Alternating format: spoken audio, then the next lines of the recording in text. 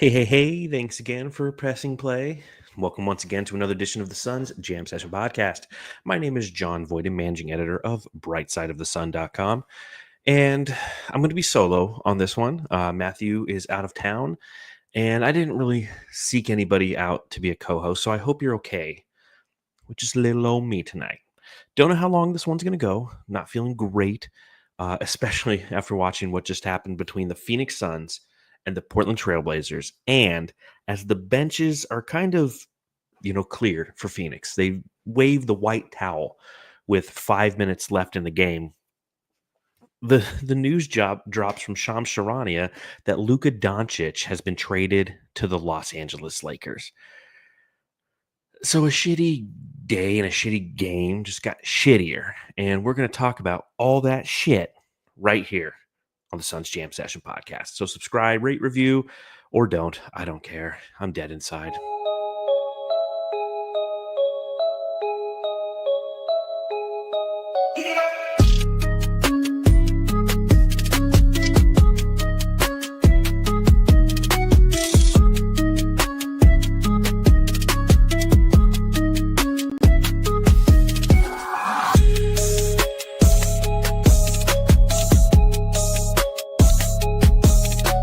Hey, you're listening to the Suns Jam Session Podcast, shooting the shit about the Suns since 2019.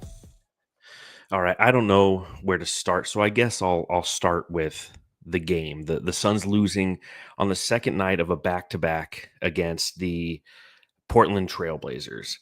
And this was one of those games, and this was one of those games where the Suns clearly were outmatched from a youth, length, and energy standpoint, period.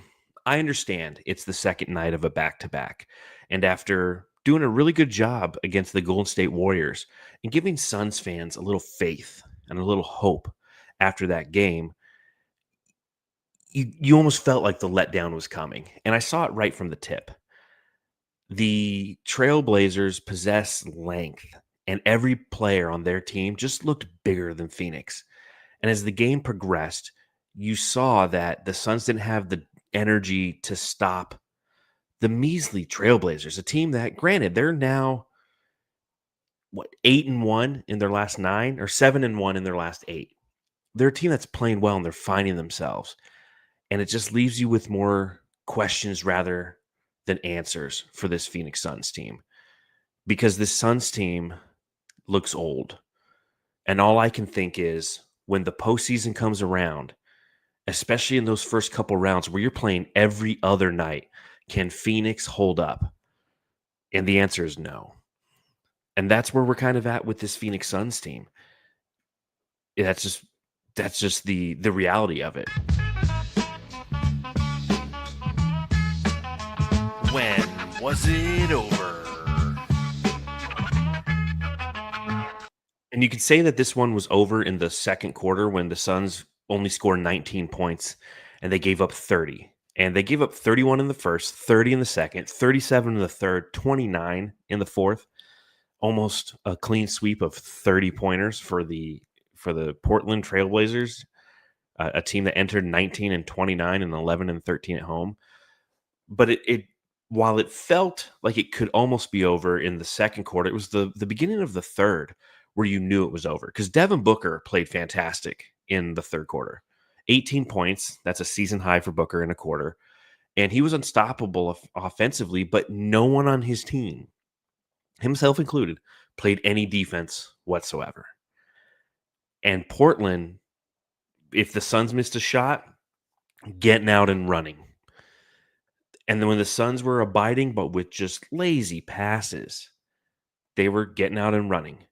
And I swear the Suns have to hold the record, at least this season. And I know this isn't a stat you can find anywhere, but they have to have the record for most turnovers that lead to highlight level fucking dunks. Because that's what Tumani Kamara, Anthony Simons, all these guys were just doing windmill dunks on the Suns because we just lazily throw a pass that is pre-telegraphed across the entire court, and they pick it off and run down and dunk it. The Suns in this game had 19 turnovers. 19 turnovers, led to 24 points for the Portland Trailblazers. And they had how many fucking fast break points did they end up having? 29 fast break points for the Portland Trailblazers. 29 to the Suns 7. And Portland only turned the ball over through the first 3 quarters 3 times. I mean, that's the game. Poor defense, lackadaisical effort. You get fucking slapped across your face. And it's funny because it seems like whenever this happens, whenever we start to feel a little good, like we were feeling good last night, weren't we? I was in here, I was drinking some beers. Matthew and I are talking about beating the Golden State Warriors and how fun it was to really just kind of smack them around a little bit on the road.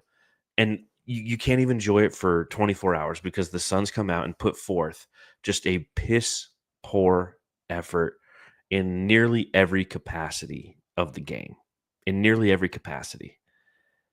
And one of the reasons that they were able to do this is, they have one of our old friends over there. Watch. That's right. DeAndre Ayton led the Portland Trailblazers in scoring. He had 24 points. He was a team best plus 25. Only had 7 rebounds, but he went for 24 and 7, 11 of 12 from the interior. It frustrates you, doesn't it? It frustrates me. Talent was never an issue with DeAndre Ayton when he was in Phoenix. It was never talent. It was about motor and heart. And tonight he played with it, as did his entire team. This is a young team that is starting to feel themselves, and there's nothing that's going to make you feel yourself a little better. Don't know if I like that phrasing right there. Than playing the old-ass Phoenix Suns, who you can run off the court, who have identity issues, who is going to gift you the ball more often than not, a team that doesn't necessarily know how to make in-game adjustments, and a team that is just chunky. The Suns are a chunky, mentally weak team. I've said that time and again this season. Giving up 10-0 runs at will, allowing a team like Portland to eviscerate them on the interior. 15 second chance points for Portland to the Suns 8. And yeah, I mean, part of this falls on the fact that, Nick Richards didn't have the greatest of games. Vicky, the great Nick Richards. Richard means Dick, that's why he's Vicky, the great Nick Richards. Yeah, Richards in this game, 10 rebounds, only the 1 point. And here's what I've noticed about Nick Richards. If I talked about it last night, that I'd like to see a little bit more, at least on the offensive end, some sets with him and Tyus Jones running some high screen and roll, and do it from the top of the key and both elbows, and see which way he likes to roll and see which way he likes to feel comfortable, right? I think it's a way to get him involved offensively. Defensively, we're starting to see why Nick Richards is a backup center in the NBA and was a backup center on the Charlotte Hornets. That reason, he has a real hard time defending the pick and roll, and he loses his defender quite often. How many lobs did DeAndre Ayton have in this game? Was it 3 or 4? DeAndre Ayton had 11 made field goals on 12 made attempts. And a lot of that you can attribute to the way that the Portland Trailblazers were doing high Spain pick and rolls and freeing him up on the backside, and Richards not recognizing it. It's a recognition thing. When he's playing defense on a high screen and roll, it's a recognition of where his defender is going to end up and how he should appropriately attempt to defend that. And you can see him thinking. And it's funny I say that because that used to be an issue with DeAndre Ayton on certain offensive sets where he'd get the ball in his hands and the Suns would force him to think, and he'd kind of freak out. Well, that's what Nick Richards is doing on defense. So it's unfortunate that this is the state of the Suns center room, but it is what it is. The talent has always been there for DA. The drive hasn't been, but right now the drive is looked great tonight. I'll tell you that. Looked great tonight. Yeah, Saul, why can't the Suns run the pick and roll with Nick? I don't know. I don't know. I do want to talk about Devin Booker, obviously, because he was the lone bright spot tonight. Allow me to reintroduce myself. My name is Big Dick Booker.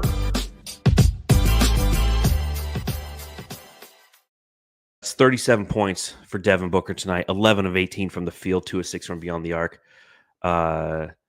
14 free throw attempts. Am I reading that right? Holy shit. So 18 shots to get 37 points. That's a damn good night. He had 5 assists. I needed 6 for a parlay.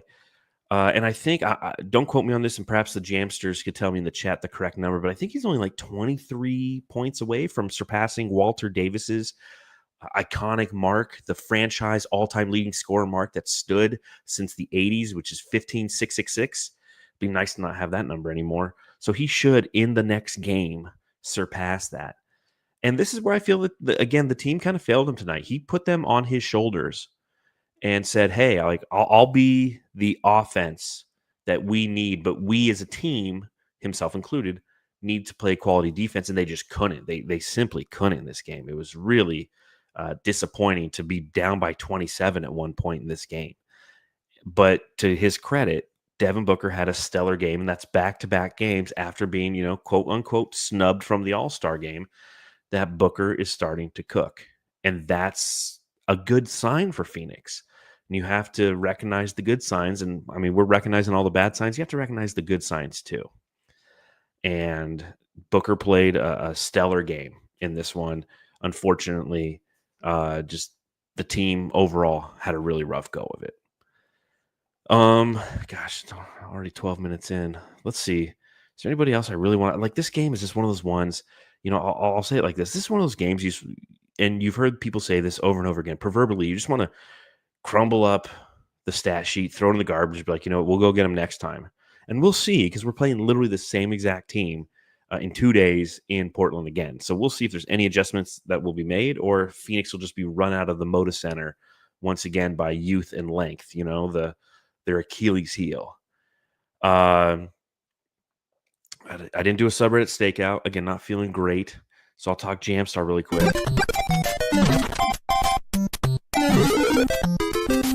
Jam star of the game. Yeah, it's Devin Booker, right? It's got to be Devin Booker. And that's all we have for this game. There's other news we got to obviously talk about. Thoughts? Brains?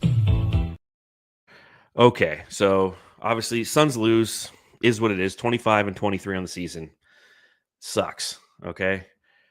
But we've now officially kind of hit the trade market deadline, right? Huge news coming from Shams Charania, to the point where everybody believed that Shams Charania was hacked, that his Twitter account was hacked because right when the Suns were emptying their bench, the news came out that a huge trade had happened. And, from Shams Charania, breaking, the Dallas Mavericks are trading Luka Doncic, Maxi Kleber, and Markieff Morris to the Los Angeles Lakers for Anthony Davis, Max Christie, and a 2029 first-round pick.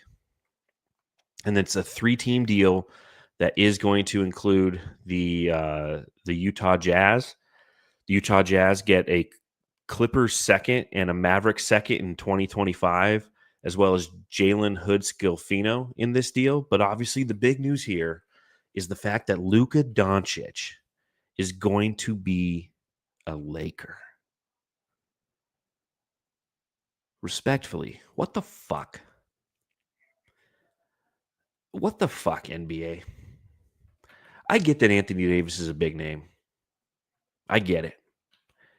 But Anthony Davis has been a shell of a player for quite some time. He had a good season last year. Don't get me wrong. Like, he is somebody who I guess you can look as a win now piece to add to a team that has Kyrie Irving, a 9-time All-Star.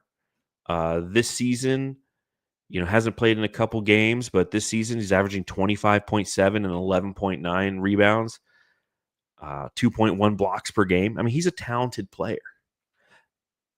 But he's 31 and is digressing right? His best years are behind him. His best year, you probably go back to his second to last year with the Pelicans, where he was averaging like 28 and 12 is what he was averaging with the Pelicans. Obviously gets traded to LA. He's only made one All-Star game, three All-Star teams since joining LA, but he's been with the Lakers for 6 years now.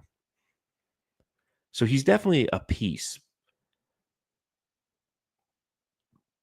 But I don't understand how, like, why I've talked about this before. How like the NBA continually just bails the Lakers out. You go back to Westbrook, right? Dead to rights. Westbrook was one of those situations where kind of like the Phoenix Suns are now. Now, obviously, he didn't have a no trade clause, but the way that they constructed that team was so poor that everybody around the league kind of looked at the Lakers. They're like, oh, they got LeBron James, Anthony Davis, and Russell Westbrook. They know there's only one ball, right? And it didn't work. And they were dead to rights that season. And then the NBA bailed him out. A team in the NBA, not the NBA itself, not the organization, not the association, bailed out the Lakers by making that trade. That Utah was involved in that one, and he eventually ended up, I believe, with the Washington Wizards. They got Rui Hachimura out of the deal, but they gave him enough youth, size, and three-point shooting that team ended up making a run to the Western Conference Finals. Now, granted, they were swept in the Western Conference Finals, although everybody will tell you it was the best sweep you've ever seen. They put up a valiant effort against the Denver Nuggets that year. Oh, they gave the Nuggets all they can handle as they were swept. And here we are again. Now, granted, like the Lakers aren't in a horrible place. I was watching that game against the Knicks tonight. I believe they won that. But they just, like, Luka Doncic is going to be a perennial MVP candidate for the next 10 years. He's 25 years old. And while this doesn't necessarily fortify what the Lakers are doing this season, it fortifies what they're doing for the 9 seasons after this. Where they're going to put the donkey over there in LA, which is cool in our division. Fantastic. He was only in our conference before, but now he's in our division, so we get to see him 4 times a year. And he's somewhat of the LeBron archetype, right? He's a point forward. A lot of distribution, but he can rebound. He's a triple-double machine. He's going to be playing over there, and it's only one pick. They gave up one pick. Like, that's the only thing that I get the 80 for the Luka trade. I can understand the why. I can see how Dallas might say, you know what? There's going to be a big max coming up for Luka here in a couple years, super max stuff. We're not going to be able to pay. It's going to, under the way that the second apron is conducted, as we talked about on the podcast a couple pods ago when Paul from Fanning the Flames is on. If you're a team that has a player on his third maximum deal, it's really hard to construct a roster around him. It just is. With all these second apron and first apron, they cost so much money and they eat into your cap so much that it's really hard to put quality players around them. Look at the Suns, who have Kevin Durant and Bradley Beal and Devin Booker, with Durant being on like his 4th max. So it's really hard to do. So I see why Dallas might have wanted to get out of the Luka business and bring in Anthony Davis and go, you know what? Here's a chance to bring in somebody who could fortify our interior. We feel like we've got a good team, like him and Kyrie. That's a winning combination. But the fact that the Lakers only had to give out one pick in that, it boggles my mind. It boggles my fucking mind. At least like 2 or 3 picks. Make them hurt a little bit. I mean, they gave up one pick. They gave up a 2029 pick in that deal. I'm interested to see what you guys think. So I'm going to look in the chat here. Let's see. What are you guys saying? Luka plus Braun unlocks Gabe Vincent. I feel like there's some facetiousness there. AGW, I knew this would happen. NBA ratings hurting, so they need something big. They need the Lakers to be relevant. That's all it is. The NBA knows that their cash cow is the Los Angeles Lakers. Don't believe me? Watch any major outlet. Watch SportsCenter tonight. Okay, don't watch it tonight because this is all they'll be talking about. But watch it on a random Tuesday. And when if football's going on, they'll talk football, football, football. And when they do talk about the NBA, they'll be like, and the Lakers were in New Orleans tonight. Let's get to that highlight. It's like, who cares about the Lakers in New Orleans? Oh, they know that that's where their money is. They're in the clickbait business.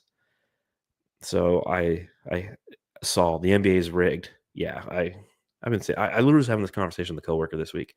It's like, do you think the NBA is rigged? I'm like, are you fucking kidding me? Yes, the draft is for sure. It has been forever. The Cleveland Cavaliers somehow get 2 back-to-back first-round picks after LeBron leaves magically. One turns out to be Anthony Davis or Anthony Bennett and is a bust, but the second one's Kyrie Irving. They're like, listen, we're sorry that LeBron had to leave, but we needed him out of fucking Cleveland. We had to put him in South Beach, okay? It's all bullshit. Yeah, Creepy Crawly tinfoil hat much? Listen, I'm a fucking Suns fan. This is not a good day for me, okay? Let's see. This is a long one. I'll read it out loud. Mark N. We've seen some crazy fears of max salaries. T-Wolves let go of Cat. True. Not Mavs. Now Mavs let go of Luka instead of paying him tons this summer. The league is trying to figure out what will work going forward. I completely agree with that statement. And that's why I think that's a factor in Dallas making this move, right? Is they're afraid of the second apron. They're seeing what it can do to teams. Phoenix is a great example that this paying a shit ton of money, the highest paid roster in the history of the NBA is the Phoenix Suns. And they just got butt fucked by Portland on a Saturday night. No lube. Ayton was doing the fucking. It's not a winning combination. Look at Oklahoma City and how they're constructed, and Cleveland and the teams that have its youth and the advantage that these young teams have is there's teams like Phoenix out there that because of the way that they are constructed, they're light on the fringes. And the Suns on paper, they have a good roster. They have a great offensive roster, but they have a really bad defensive roster. And like that's what happened tonight. In the second quarter for the Suns, they get run out of the building, but part of that is they couldn't shoot. That second quarter for the Phoenix Suns tonight, 1 of 8 from beyond the arc. Okay? They were 8 of 22 in the quarter, 36%. So the moment that the offense goes stale, which it will in NBA games, especially when you're playing a team like Portland that's long, is the moment that happens, they can't stop you consistently on defense because they don't have the energy to do so because all their guys are too old or not skilled enough to do so because you spent all your money on Kevin Durant, Bradley Beal, Devin Booker. Like that's the morphing that we're seeing in the NBA right now is how teams are trying to adjust to that because the perennial teams, Golden State last night, an old team. Okay. The Suns tonight, an old team. Punked by a young team. And so the Lakers are bringing in that Luka Doncic contract, knowing that that's going to be the face of the franchise, and they're going to sell tickets and jerseys, and they're always going to be on SportsCenter every chance they can because they got the donkey. And Dallas is trying to get out of that business, and I don't necessarily disagree with them. One of my buddies said this: would you have traded Kevin Durant and 1 first-round pick for Luka Doncic? Yes. Why didn't they call us, man? Why didn't they call us? I would have traded Kevin Durant for Luka Doncic and give up 1 first-round pick. That's all it took. Like, what? Who else was in the trade? Like fucking Maxi Kleber. Like, who cares?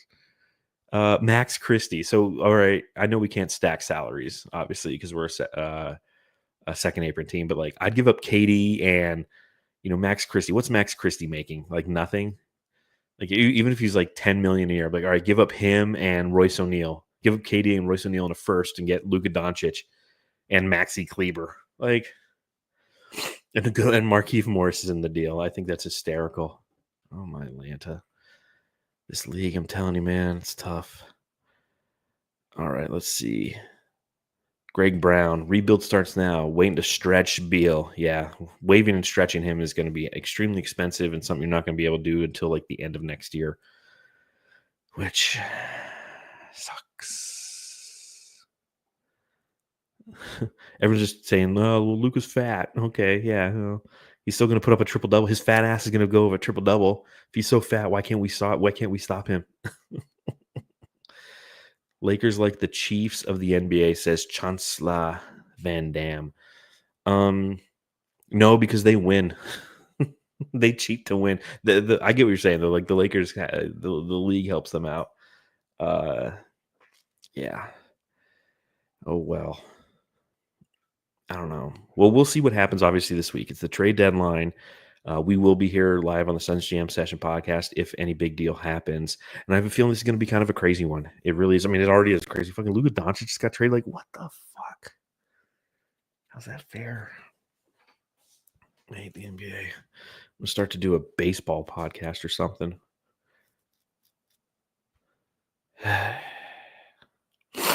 But yeah, we'll be here all week. Obviously, we go live after every single Suns game, so join us on Monday when we go live after the Suns, hopefully beating Portland.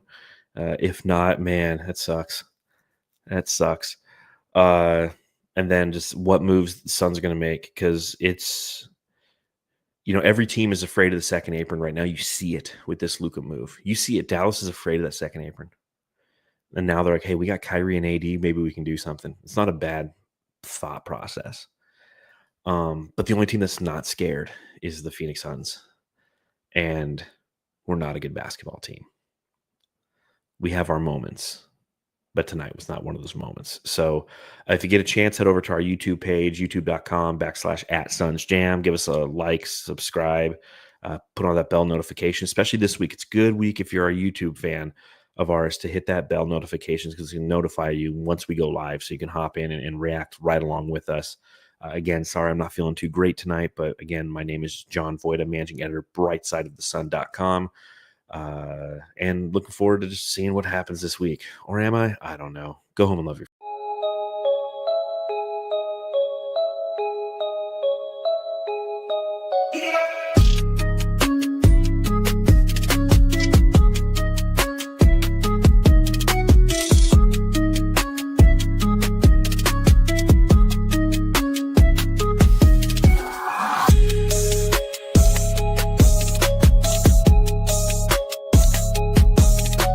Hey, you're listening to the Suns Jam Session podcast, shooting the shit about the Suns since 2019.